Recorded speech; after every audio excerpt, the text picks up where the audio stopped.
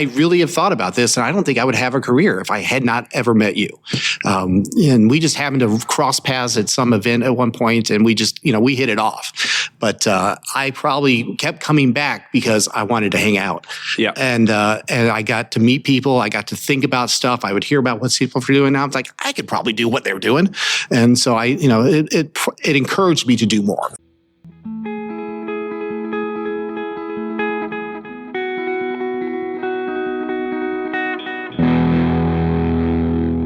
You just heard Des Robinson from Tarrant County College in Arlington, Texas. Garth and special guest host Nolan White interviewed Des for episode 253 of Psych Sessions, Conversations about Teaching and Stuff. As a listener of this podcast, you're already passionate about psychology, and Sage College Publishing helps you bring that passion into the classroom. Sage is an independent publisher focused on the social sciences. Beyond leading psychology research journals, Sage has deep roots in the discipline and offers textbooks across the entire major, from Intro Psych to Brain and Behavior, and from child development to research methods. Sage also offers Vantage, an intuitive learning platform recommended by 9 out of 10 instructors who have used it. It integrates with your LMS, it's easy to set up, simple to use, so that you can focus on teaching, not troubleshooting. So check out what Sage College Publishing has to offer at psychsessions.org/sage and let them be your partner in teaching the science of being human.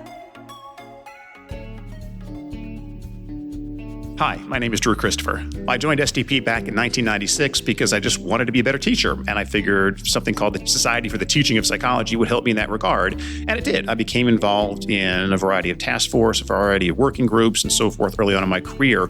And looking back on it now, I think one of the biggest benefits wasn't just becoming a better teacher, but all the colleagues that I met along the way, and I'm still friends with today, who are also helping me still be a good teacher, if not a great teacher. Those professional connections have lasted a lifetime, and both personally and professionally, they're probably one of the most rewarding things that I can look back on the over 30 years I've been teaching and say it's probably the best thing I've ever done. To join the Society for the Teaching of Psychology for only $35 a year, please visit teachpsych.org.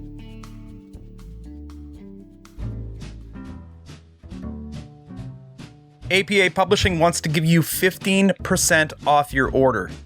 If you teach classes like counseling, clinical psychopathology, or multicultural psychology, then this is for you. APA Publishing has books that are written by experts that are grounded in evidence and really help teachers. I'll give you a couple of examples. There's a book they have right now called Helping Skills. It's in its 6th edition, and it gives students clear, practical frameworks for understanding and learning counseling techniques. It's perfect for hands-on practice and skill development. Here's another one. Cultural Humility helps students build self-awareness and engage meaningfully across diverse identities and experiences. So head to apa.org because they want to give you 15% off your order today using code PS15. That's capital P, capital S, 15. Go check out APA Publishing.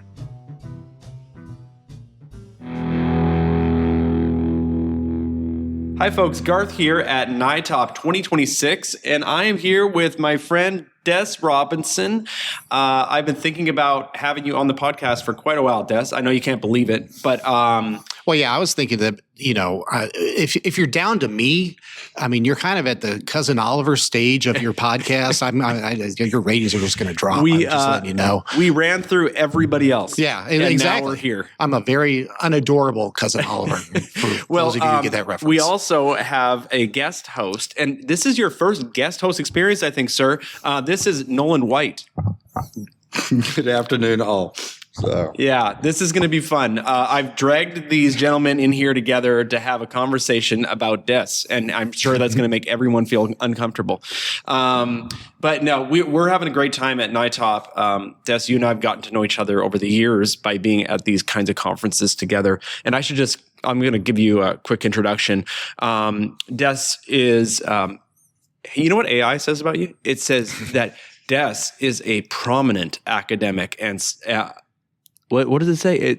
The grammar's wrong, but it does say prominent. Hallucinations, right? But he's a professor of psychology at Tarrant County College, which is in Arlington, Texas. Is that right? Sure. Yeah. Fort Worth, Arlington, Texas. My home base is in Arlington. Okay. Which is where the Cowboys Stadium is. That's how I. Oh, that's how we know. Yeah. That's how we locate you. Right. Is commuting to work in Dallas, Fort Worth area, is that a nightmare? Or? Yeah, it's gotten worse, certainly over here. It's one of the biggest growing areas. And so population is definitely increasing. So. Are you from there? No, I'm originally from Illinois. Oh, you're from Illinois. Okay, well, we'll get into that. Yeah, well, I wanted to talk to you about a few things today, and then we'll just see where things go. And Nolan, obviously, jump in with questions that you might have too, because why is Nolan's shirt off? I don't know. And that's what you're going to get, folks.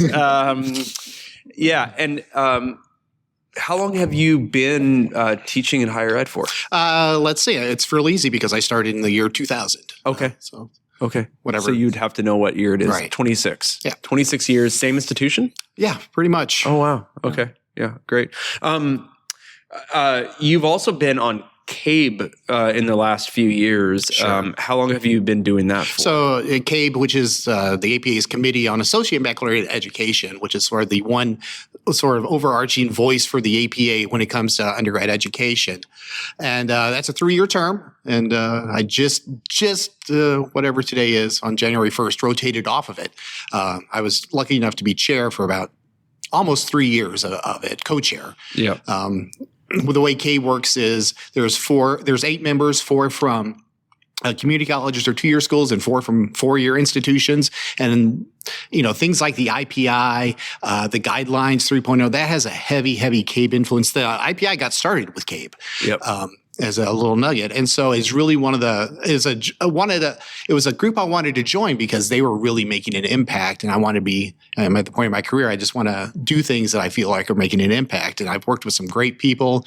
I've had 3 great co-chairs on the 4-year side, Soon Young Lee, Ashley Wagner Denton, and I've become real close with Elizabeth Yost Hammer as well. And we've just done some really, really great and fun things. And we've really been a productive group.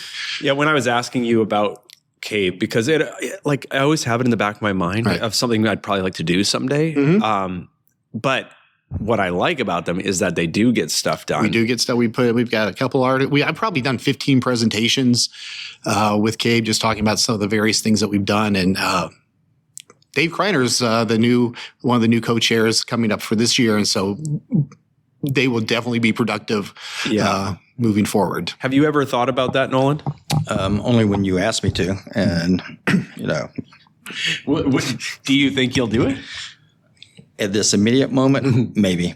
Okay. It's work, but it's fulfilling work. I've really enjoyed it. I'm going to miss it for sure. Well, like you said, CABE always puts out amazing materials, the people that are involved, and so that's the only thing I've kind of stepped back. And they really are an unsung hero. Not a lot of people know about it, but they know all the things that CABE produces. So if anybody's out there, especially at the 2-year school, if you want to get involved at the national level, check it out. I mean, they're always looking for great people. Yeah. So, and that's my reservation, that they're looking for great people. Yeah. So. Oh my. Well, they got me too. So I set the bar low there. So, if folks don't know, even the National Assessment, SNAP, the Summit on the National Assessment of Psychology, which turned into Project Assessment, that was it. And it's great that they have been doing all this because we need recommendations coming from APA because of all the weight that APA has. Yeah, and Project Assessment, you can go to the APA website, and Project Assessment is a free tool for all educators. And what they are vetted assessments that are now being sort of realigned to the Guidelines 3.0. So these are things that you can do, that you can take for free and put them in your classes. So check out if you just go to the APA website, apa.org, and check out, just put in teaching resources, you'll find a plethora of things that most people don't know exist. There's a Psychology Teacher Network newsletter. There's a Psychology Student newsletter. what students can do to get into their degrees. I know I sound like a shield for the APA, but it's just, it's one of those things I try to tell anybody and everybody because it's there and these are the things people want, but they just can't, they don't realize it's there. We live in a world that sounds weird, but teachers are in a space where the resources can become overwhelming, right? From textbook authors and STP right. and then APA and then you don't even know where to start sometimes when you're a new faculty member. What was the difference of being on CABE versus co-chairing CABE for you? Well, I actually fell into the chair very early. We had a member that had to, the current chair had had to step off for personal reasons. And so they needed somebody. So I was basically chair right away. I enjoyed it because, you get a lot more responsibility. And I got to do things like I would go to the APA convention. And one of the fun things to do was I got to chair the National Honors award ceremony for Psi Chi, Psi Beta, and Psi Alpha. They kind of have they have a sort of an annual get together convention every year that we co-do with STP. And so I got to be sort of the MC with that and see all the great students and get all the great awards. Got to be able to be part of a few APA presidential citations, including one to, I don't know if you know her, Jane Hallinan. She received, CABE put her up for a presidential citation. And I don't know if I should say this. You could probably cut this out. But we had this big online event for Jane we were going to have. And we brought in all these dignitaries from the APA. Dana Dunn, I think, was there. And some, we really worked hard.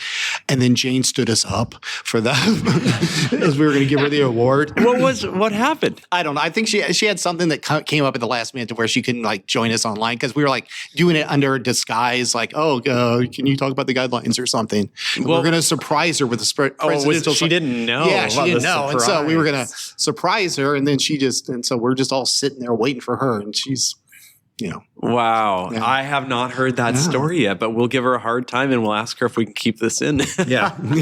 That's fun. Okay. So, it was and then at NITOP the next year, I'm just sitting there. I just had back surgery. So I was kind of, but all of a sudden, as soon as I'm just sitting there, I get blindsided by this hug just out of nowhere. It's Jane just saying, I'm so sorry that I missed it. It was such an honor for her to get that. So, I was I didn't even know Jane knew who I was, but she found me. And, yeah, she knows a lot. Yeah. Yeah. And when you think that she knows, you already know she knows a lot. And then you're like, oh, but you know more than I even could imagine that about this whole world. We were just at dinner last night and I happened to be sitting next to her and just the stories are just. Well, we have a dinner with her tonight, don't we? So it's really nice. I don't know. We're all in mid-career-ish. Some of us a little later, maybe late career. But we're all there and it's invaluable. The presence of those people who have been around for a long, long time. Mm-hmm. Do you feel like the CABE committee is a good cross section of people at different parts of career, or are they mostly mid? Or well, it's a competitive process to get on CABE. They do have applicants and they do look to see, okay, what have you done? I don't think there's a lot of early career people because they want to make sure that they have people who are really committed to it because it is a commitment, but it's a good commitment. It's a lot of fun. Yeah. So when does that wrap up? End of the year for you? No, I just rotated off. Oh, you just rotated off? Just rotated off on January 1st. Does that feel like you have more time in your schedule? Yeah, I'm going to miss it. And, I'm looking for other things to do. So we're going to do going to do a little stuff with STP as well. It must be hard just to unplug after you've been working on these initiatives. And the initiatives continue on. Right. Well, I just did a talk on some of the stuff. It's sort of wrapping up, here at NITOP. I did a talk. Just talking about some of the stuff that we did on CABE. I did it with Beth Schwartz, who is the Senior Director of Education for APA. Okay, great. Yeah. And they're working on AI stuff, right? That was one of our big initiatives. So what we would do is we had several things to try to accomplish. We have, working plans. The APA really wants it formalized. And the big one was AI in education and trying to figure out, okay, we have the things like the Guidelines 3.0, the Skillful Psychology Student, even the IPI. Those are great resources that institutions worldwide have looked to kind of guide what an undergraduate education in psychology could be. And so we looked at AI. And AI is a skill that people need, and good AI skills. That's what the workforce is wanting right now. And so we were trying to go, I don't want to say retrofit, but go back and say, okay, here's what we have. How can we fit this as a purposeful part of the undergraduate education, just like we would teach word processing or statistics programs? How about, quality AI skills as part of the education? So that's kind of what been our big focus lately, is trying to... So what y'all are doing is also looking at not only how to help instructors, but also, more importantly, how to help students. Well, that's the thing. There's been so much about teaching instructors, so many CTLs, trying to come up with ways to teach AI or what to do with AI, but how can we teach students to use it the right way? And I get that there's problems with AI. And we just sort of said, let's focus on what we think we can do with AI as part of a good educational tool to empower students for their workforce, to make them a better. Psychology, has always put on that, lately at least, has put on that idea that, when you get a psychology degree, most students don't go past the 4-year degree. And how do we, and they go into things that aren't necessarily directly, I have a psychology degree. And it might be, okay, well, I'm a banker or I'm doing something else, but you're still using all the things, all the skills. And so the APA especially has been trying to make that an explicit thing to let people understand that that the undergraduate degree has so much value for a number of things. And so we decided that AI skills should be part of that as well, and we suggest. So it'll find its way onto the Skillful Psychology Student document, right? They are actually, I don't know if I can say this or not, but yeah, they're working on that right now. That's sort of the next thing, is they're going to take the Skillful Psychology Student, which Karen Knopfel led, and kind of update that with AI in mind. Has she been on CABE? Did that start out of CABE? Yeah. She's been on CABE. She's been on the BA. I know. She's been on everything. Yeah. She's like such a servant in that organization and such a valuable contributor. Something shifted, it seemed to me, and Nolan, I guess you'd probably know this. You'd probably have to address it in your book a little bit for intro, but something shifted where we moved to more skills, right? Away from content. I don't know. What do you all think about that? Nolan, I'll just throw to you first. Well, one of the things I do think is important, this goes back to the work that Eric did and many others, in the research, looking at what do we want our students to take away from their experience. And so whether it be an intro psych, what are they going to remember 4 years down the road or 5 years down the road, or what are they going to take away into the workforce, or if they go further in academia or so forth. And that skill set, we've talked about either transferable skills or durable skills, and that's something they're going to carry forward. And so this idea that, that CABE is working on, we were in a presentation this morning, and it's based off of other aspects of use of AI, can I use it and use it for what? And B, should I use it? And so I think one of the things that CABE is working on and being able to help with helping students understand is, okay, yeah, I can choose to use it, but should I? And if so, how am I going to do it in a way that's ethical? How's the way that maybe I'm not engaged in total cognitive offloading of a task that I am actually going to be at a detriment myself in the long run because I'm missing a learning opportunity or a growth opportunity. And so, for textbook aspects, our focus is, at least with this last edition, was helping teachers understand that if they chose to use it, what might be some ways that they could assist their students in developing that literacy. And I think CABE is going into a more focused effort in that direction.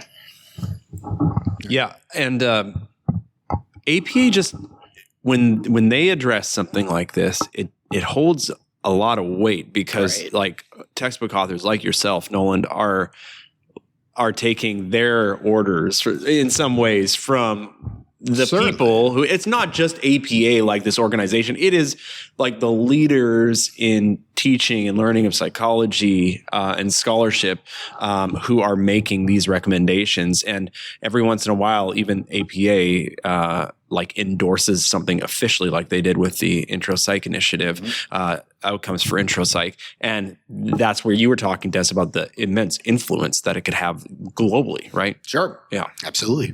Yeah.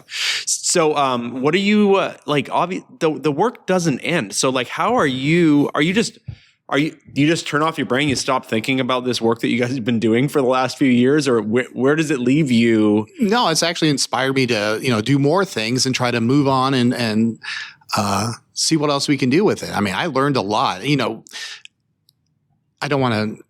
Everybody, it's funny because everybody you ever hear talk about AI says, I'm not an AI expert. That's the first thing, the first disclaimer, because nobody is, because in order to be an expert, you have to be just so on top of things all the time.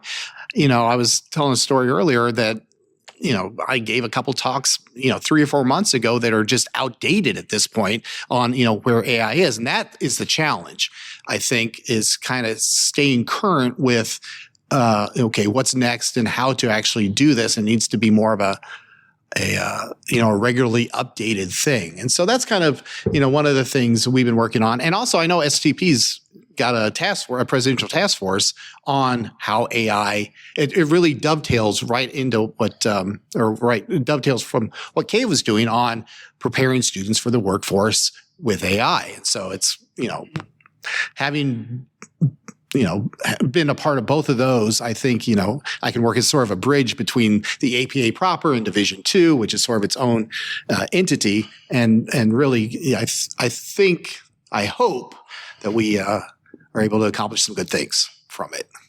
All right. So given your experience both with CABE and what you've been doing this entire time and adapting these resources or showing how these resources could be adapted for use with AI, pretend I'm the new teacher listening to this Psych Sessions episode for the very first time. I'm interested in AI. First, turn it off and go listen to somebody else. All right. Step 2. Yeah, there are a lot of great interviews they've done. This should not be the exemplar. Okay. So what other resources would you recommend? There are a ton of great resources out there. Unfortunately, a lot of them fall outside of psychology. And again, a lot of what I've seen is a lot of effort is into, okay, how do we teach educators, or how do we combat AI, or how do we make AI resistant assignments and things like that? And very little has been, how can we teach? I think some institutions now are starting to adopt that. That's, in the fall, they had a bunch of, like, I know a bunch. Ohio State's the one that comes to mind, says, we're going to teach our students how to use AI appropriately. So there are resources out there, and there are just so many. It would be hard to say one. I mean, I like Teaching Naked. That came out wrong. There's a website called Teaching Naked. Thank you for that clarification. Yeah. Yes. And, Nolan does too. I mean, but no, there were I don't even know the website. It's just one I came across that had it was a guy, I can't remember his name right now, but he has one of the sort of the first books on AI in education. And his website was called Teaching Naked, but actually he just changed it to something else because I think Teaching Naked, I think he was getting more national recognition. But he has a ton of great resources out there on just how to use AI, how to prompt especially well. It's still there. So it's still there. Yeah. And it links to a new website. Oh, but yeah, I know this book. Yeah. Teaching with AI is the book, and the author is Jose Antonio Bowen. Right. And I just came across that because I happen to be on a chat group on AI in education. And fascinating how quickly it is moving. And I don't know. I get a little weird when like institutions are like, now we're going to teach our students to do it. Because you just said it. Who is the expert? Right. How do we know? Like anything policy at this point to me is kind of like weird. It's changing so fast. How can you? Yeah, go ahead if you need cough. how do you make something that would be relevant for more than a few months at a time, right? So, okay, so I think that one of the unique contributions that it sounds like CABE and APA has made here is for students, like really emphasizing what does psychology education give to students, and with regards to AI. And I think that's going to be different than maybe what we see for faculty, right? And so that's kind of an interesting thing to think about. Okay, so you have been up to other things with CABE. What other things did you all work on during that time? CABE always is doing some great things. I think, a lot of it is just really promoting the resources that I mentioned earlier, making sure people are aware of things like the guidelines and doing webinars on, how can we implement the guidelines? What does it mean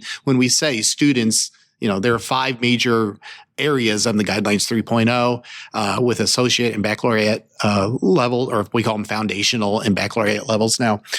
And how do we implement those throughout the curriculum? And how do we do develop professional development and things like that in students? And how do we come up with assignments and ways to assess it? And so there are a lot of things that CABE has done. CABE has had a lot of different projects as well. I sound like I'm a CABE spokesperson, but I'm just, it's been work that's been so fulfilling and so much fun. And that's great. Yeah. Well, and we've already said it has an impact. It actually changes education, which is cool. Really, really great. So it's, what about, would you ever think about doing program review with kind of your knowledge of the guidelines? And have you ever thought about that with STP? No. Oh, okay. Nolan, you were the can you share a little bit about that? Guru, right? Yeah, I mean, it's one of those things that it's one of the resources that STP offers is through the Department of Consulting Services, this database of individuals that have a lot of experience with program review, with the guidelines and so forth. And so you having a, kind of like a 40,000 foot view of things, I think that'd be a valuable skill set. Plus, how long were you a chair? Yeah, a minute. Long time. And you've been teaching ever since 2000. So those are the type of experiences that when people are looking at revamping their programs and not necessarily revamping, a program review can be useful. Okay, what are you doing that's good? What's actually benefiting students? It's not always about having to change something, but maybe sometimes it's verification that you're doing something good. And if you are doing something good, how can you make it better? I think some people have the idea that a program review is always about that we're doing something bad and we have to change. Maybe it could be for verification that you're actually consistent with the literature. And that's what most things are nowadays. Okay, I know most people are, I happen to give a lot of talks on, teaching and even not even AI, but just quality teaching and learning practices. And, you try to start every one of them. Hopefully what I'm telling you is reaffirming that, hey, yeah, you're crushing it. Yep. But here might be some things that you haven't considered yet. And it's that reminded me of a conversation we had a couple of days ago, Des, where you were talking about your first NITOP experience. Can you just retell that story about you learning about what you didn't know? I think. Right. Well, no, I mean, I went to NITOP and that was back when it was, in Florida on the beach. And that was really the main draw. I had been around a lot locally and in my world, a lot of people who were, I have air quotes, quality teachers. And when I would learn from what they would do, I realized that they were just more personalities. I'm like, well, what do you do that actually, helps students learn? And, early on, for whatever reason, I would collect data. Okay, I would try something new. Is this better than what I was doing? How does this affect student teaching and learning? But I didn't really know anybody else. I didn't know what SOTL was, never heard the word or anything like that, scholarship. And so I went to NITOP with very low expectations, thinking it was going to be people not really, just talking about, oh, my students love it when I do this. Well, how do you know, right? Anyways, I wandered into one session. And I just sat down. It was on something about the science of learning. It's whatever. And I looked at it very dismissively. And there was this guy up there talking about, come to find out his name was Stephen Chu. And And just within, that 10 minutes, he had that article he put out. I think it was Psychological Science, to where he had that demo, to where he had all these, smart people. There was all educators in the room, and he had them all learn something one of 4 different ways. And at the end of the day, the students or the people in that room, he divided the room into quadrants. And one quadrant standing, he kept doing recall tests on the thing, and like one quadrant who actually thought about what they were studying versus wanting to study hard or anything like that. He had all these different conditions. I just went there, and I was like that E-Trade baby back in that commercial, to where I watched him do something. I was like, whoa, I am out of my league here. This is awesome. And I went back immediately. I had to give a talk because to my faculty or something. He gave me all the materials. I went and just repeated exactly what he did. I was like, this is what teaching is. This is how. And from that, it is spiraled to where every time you're at NITOP, you get something new. Even now, even today, we've been doing this forever, and it's still just such great information, and the passion you see in people. It's just awesome. Our community too, you reminded me that our community is so generous with these ideas. This is a group of people who really cares about psychology education, but also student learning, and wants to get those messages and those demonstrations out to people. And then you get really creative. Like Steve, I don't know if he finds them or if he develops them, but he always has such great demonstrations. Right. And it makes me happy that you took it. And it would make him happy that you took it and did it and successfully pulled it off. And then we use little pieces of other people's stuff, and we put them into our classrooms, and then we become better teachers, and our students benefit from it. It's the best part of attending conferences and just getting to know this community. Right. Yeah. Well, the second best part, I think. What's the best part? Well, this right here, the community. Oh, yeah, certainly. I was thinking about this, and I 100% am not making this up. I wouldn't be here talking to you, but I probably wouldn't have done anything in my career if I hadn't met some really good friends early on, like Nolan. If I hadn't met Nolan, I would have gone to NITOP once. I probably would have, but he introduced me to so many people, and I really owe a lot. I'm not trying to be sappy here, but I do owe a lot to. I really have thought about this, and I don't think I would have a career if I had not ever met you. And we just happened to cross paths at some event at one point, and we just, we hit it off. But I probably kept coming back because I wanted to hang out. Yeah. And I got to meet people. I got to think about stuff. I would hear about what people were doing. Now I'm like, I could probably do what they were doing.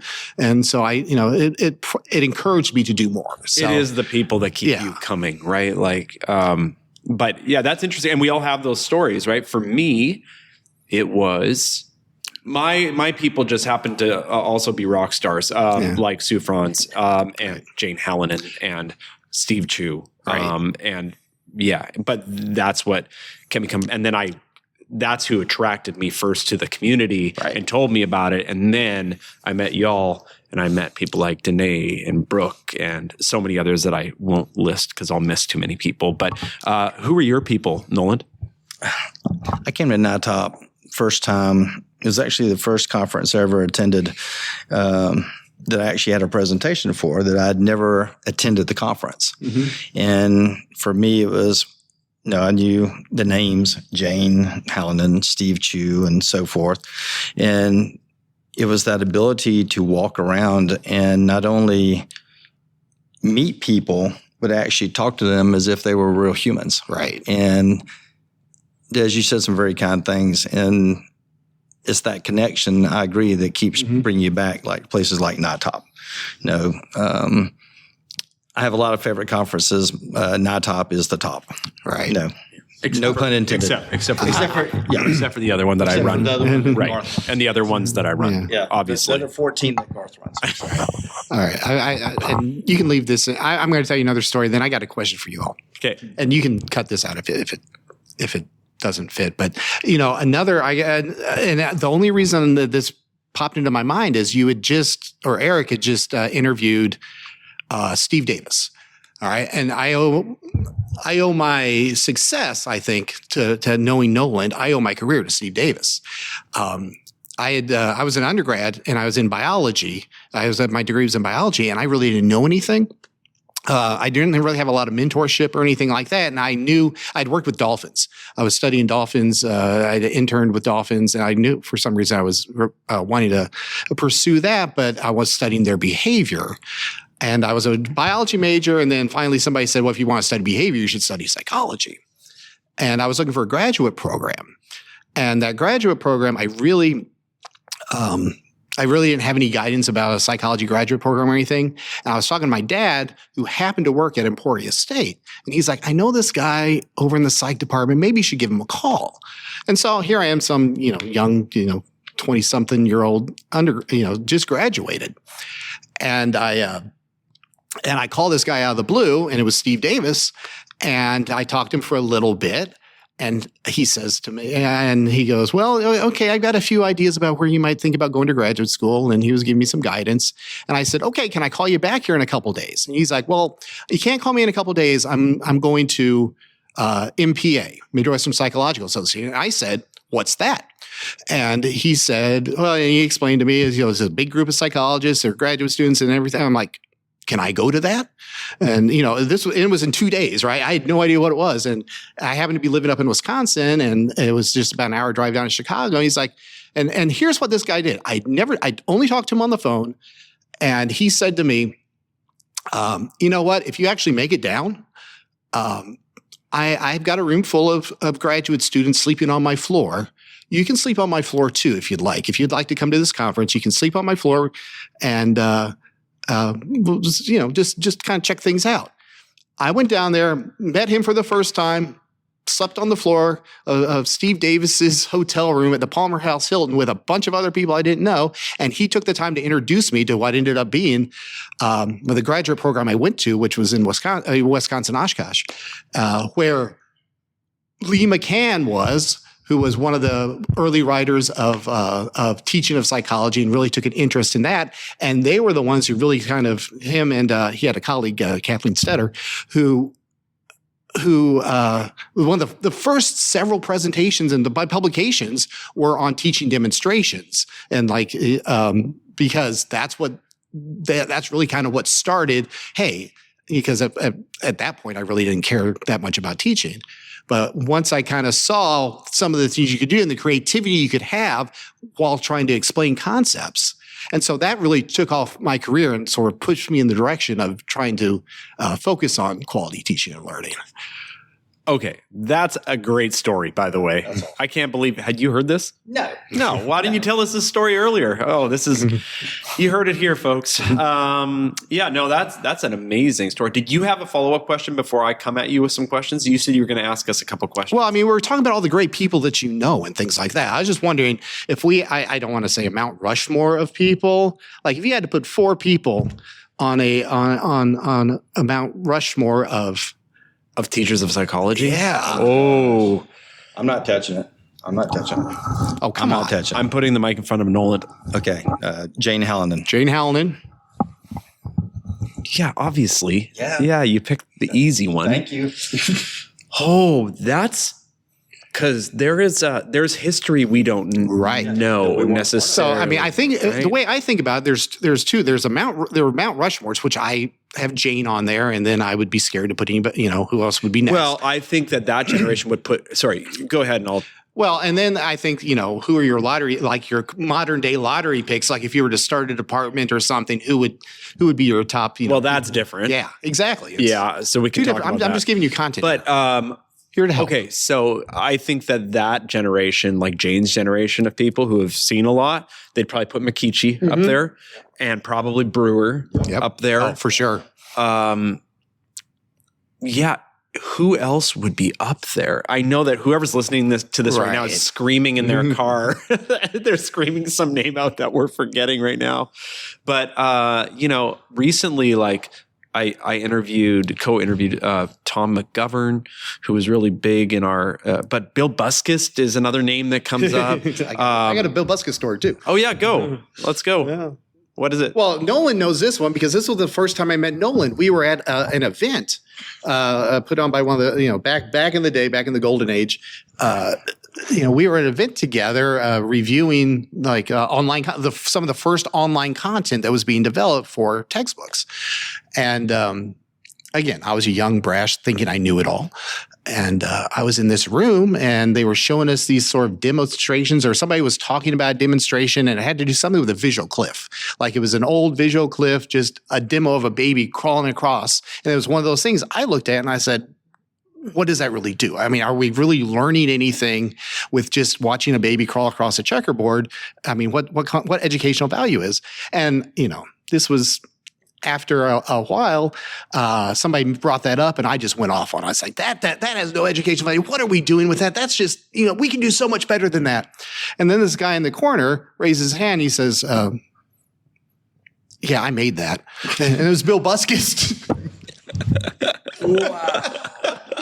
So my mouth never gets me out of trouble. Yeah, but at the same time, no, you expressed an opinion. You were critical in your thinking in a way that has led to other opportunities for you because you did speak your opinion and was looking at it from a critical aspect. Yeah. And so that's part of the reason that you continue to be involved in so many different things. No, it's why I'm still an asshole. But it's so Loretta McGregor has a like Steve Davis had a major impact on her story. I think it was Steve Davis who did that, and that again that interview just came out. So my guess is we'll never hear all the people that he impacted. Just amazing. Somebody like me just out of nowhere. It sounded like. I was talking to his graduate students at the time that were there sleeping on the floor with me. He's like, yeah, this is what he does. It's like, yeah, that's amazing. Have you been able to pay that forward to students? Like, do you guys have the situation at your institution where you can take them to research conferences? No, not really. I mean, I'm at a 2-year school. What I try to do wholeheartedly, especially when I was department chair, is pass that forward to adjuncts and people I just hired and things like that. We were just, happened to be sitting at a table with Pooja earlier, and I just happened to mention to her, it's like every time I hired somebody, I gave a copy of her book. I didn't tell her, I gave her a copy of Make It Stick. And, anytime I would give an adjunct, a series of books on quality teaching and learning. And I would do everything I could to encourage my new hires to go to conferences or anything that they needed. I would be there for them. And, I had a few who say, okay, I'm interested in this. I'm not sure I can afford to go. And I'm like, if you want to co-present, if you don't make it, I'll go and, in your place, and, you still get the credit, you still get the lines. So you try to do things to really show people what quality teaching and learning is. And so that's how I've tried to pay it forward. Yeah, what a cool idea to give people copies of these great books because not everybody knows about all of these books. I don't want to. I always call myself a disciple. I'm the one spreading the word that everybody else, establishes, and so that's what I try to do. Well, and back to that story, you said that. If I could just summarize, you said your first NITOP, you came thinking that you knew something about teaching, and then very quickly realized two things: one, you didn't know much about teaching, and two, there was a way to do it that was like, I think this is what you catch fire, right? Right. Like, yeah, you just watch somebody do it, and you're like, oh, and even your critical comment to Bill Buskis, even that just shows this I want to understand the why. I want to know the purpose of it. So anyway, interesting. And this, in addition to that fire,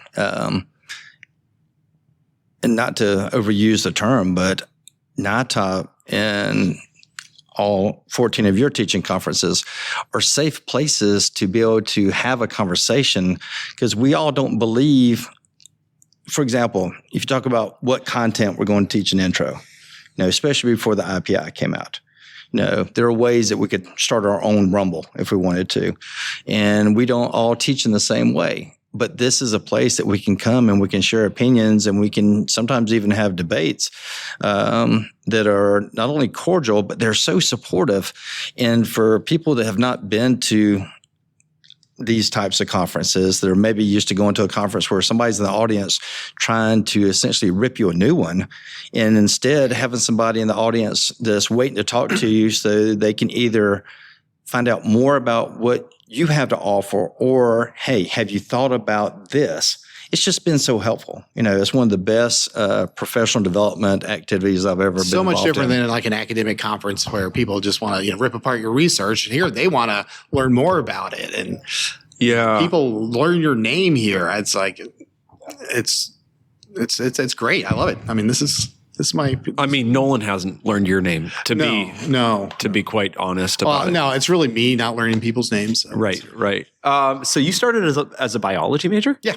Or you graduated with a biology degree. Yep. So you are one of the rare people that we interview, because a lot of people started as psych majors and then they went to grad school in psych, Right. but you didn't. So No, and it was a big contrast actually, because psych was very, very matter of fact, biology was very matter of fact.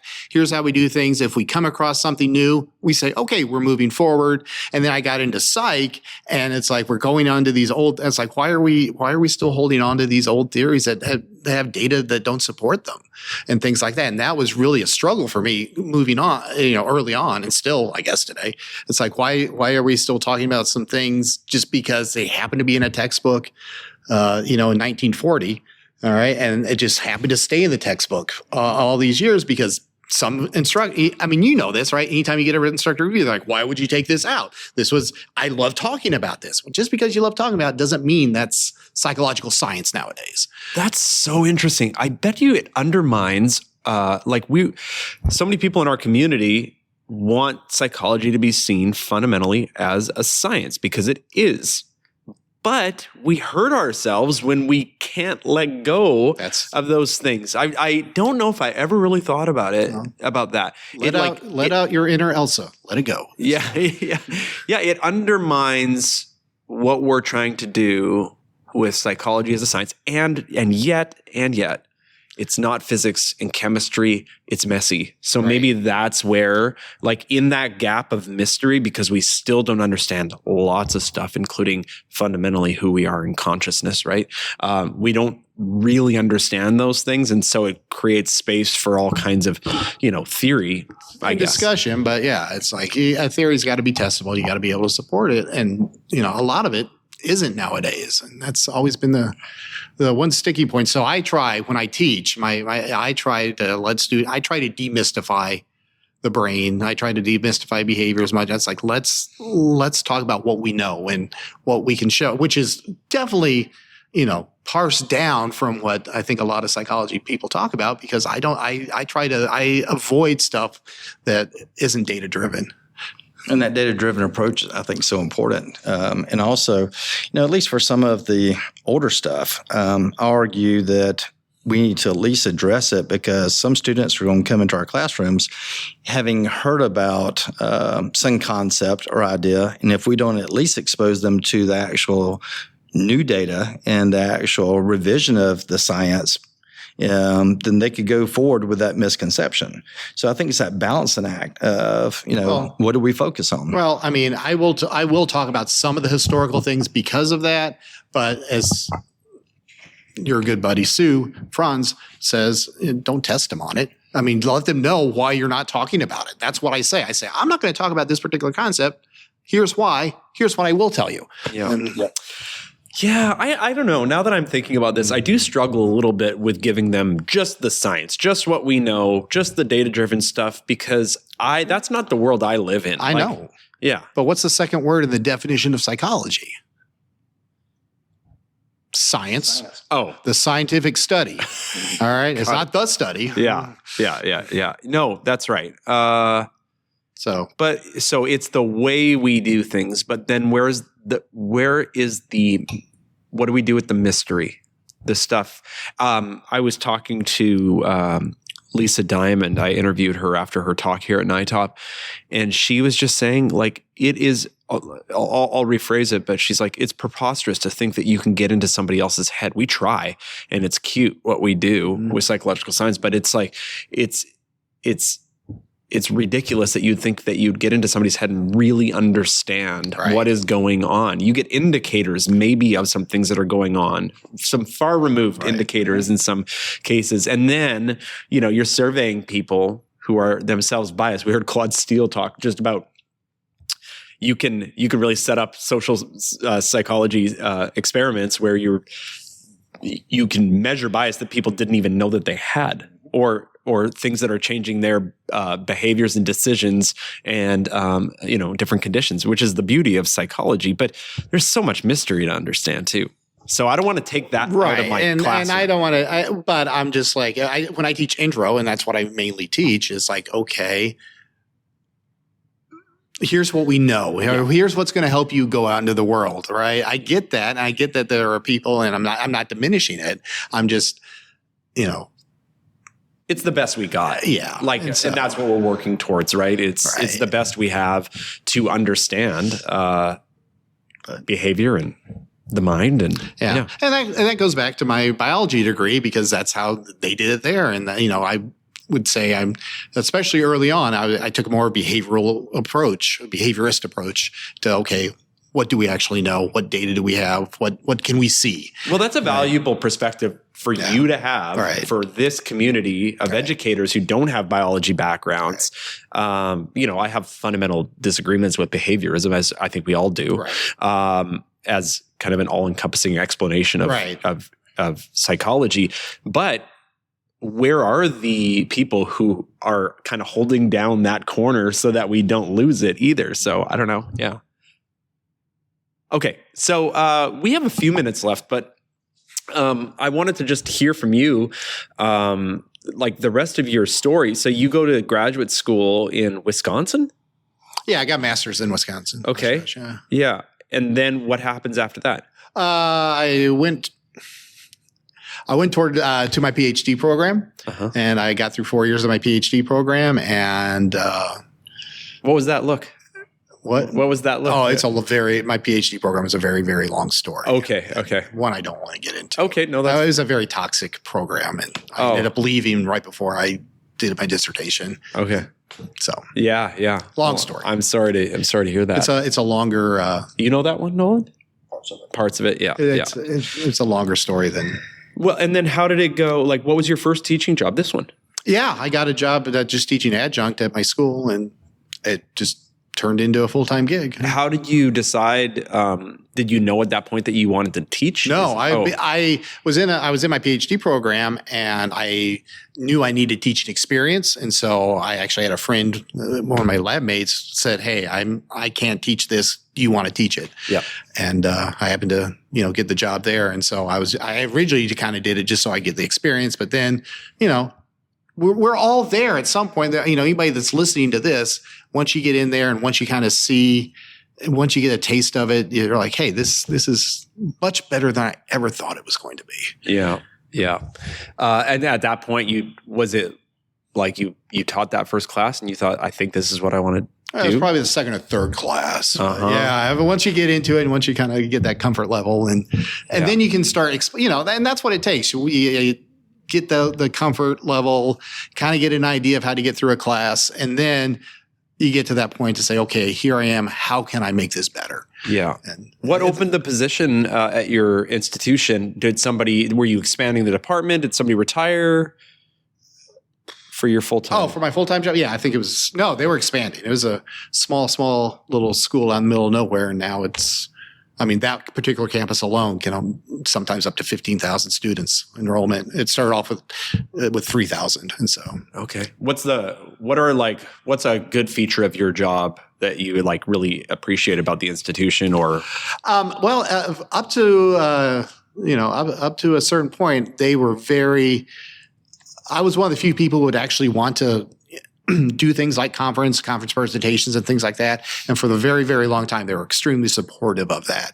Now with the state of Texas budget, some of that's going away. So this is probably the last time I'll ever see you. So. Yeah, I hope not. I'll see you at dinner tonight. Yeah. So I know we all have our own stories about how we kind of got into contributing to this community. And whenever I'm having these kinds of conversations, it just reminds me that we were all early career once. We all needed opportunities. We all needed a map as to how to get involved and how to do things. So I know you did some work early on with publishers. Can you just tell us about your path? Well, that's how I met Nolan White. And one of the things that I did early on when I first started teaching, okay, here's one of the things, what we just talked about, okay, you do something for a couple years and then you realize what you'd like to do.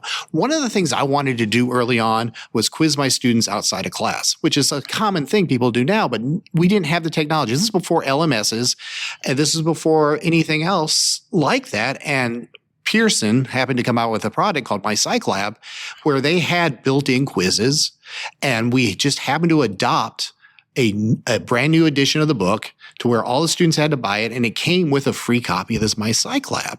And so I took that and made my students take these quizzes outside of class, which was kind of unheard of at the time. And it was out of pure laziness because I didn't want to grade quizzes. I didn't want to take up class time or anything like that. But I honestly did it because I was like, okay, they need practice more than just hearing me talk.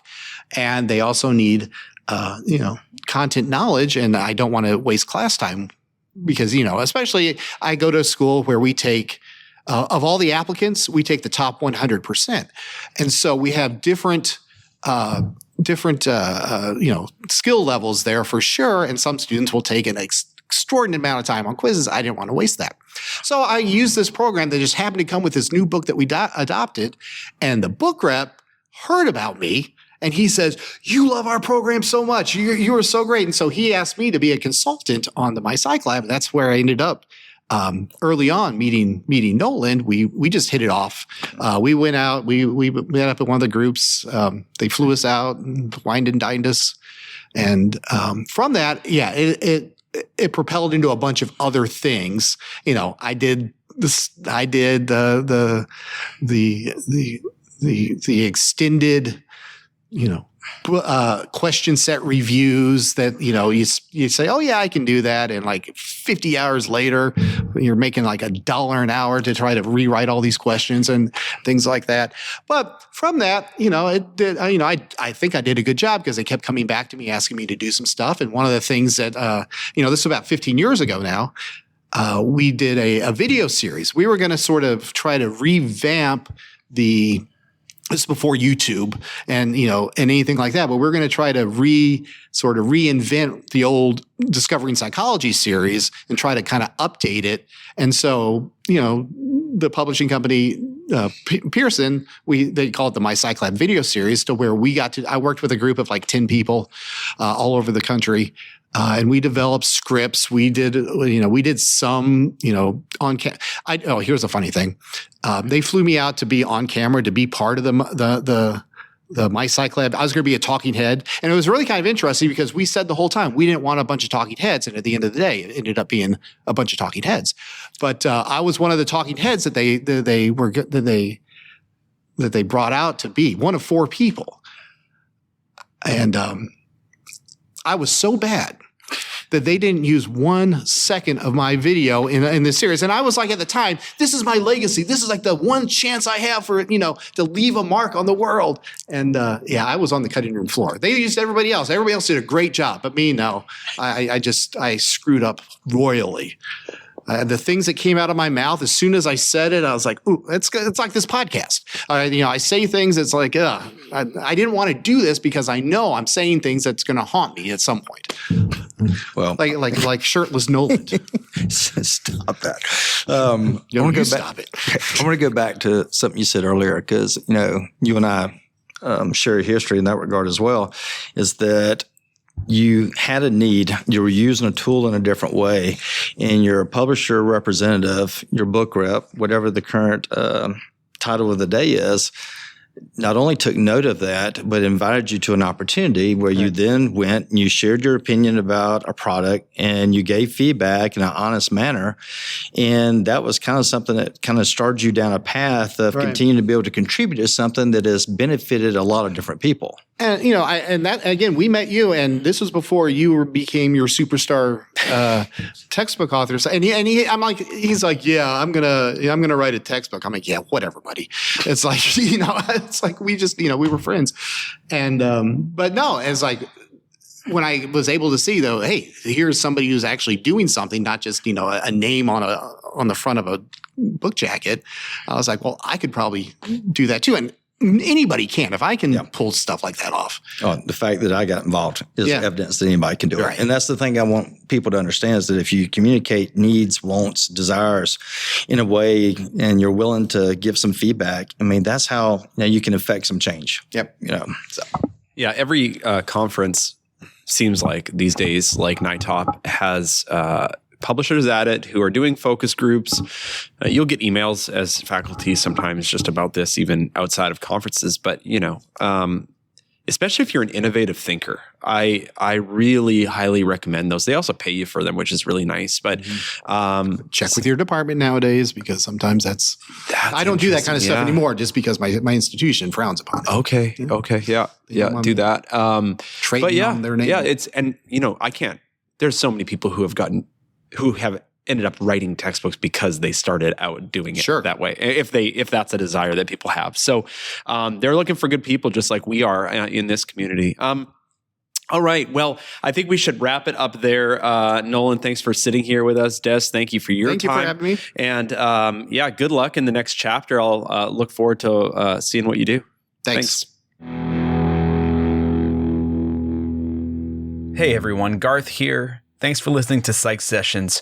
If you could go to wherever you listen to our podcast and you would follow that podcast or like it, it really does help us as we are trying to get out to more teachers of psychology. Also, if you haven't checked out our website, please visit psychsessions.org and sign up for our monthly newsletter. We offer free resources and valuable news that you are going to want to know related to the teaching of psychology. Thanks.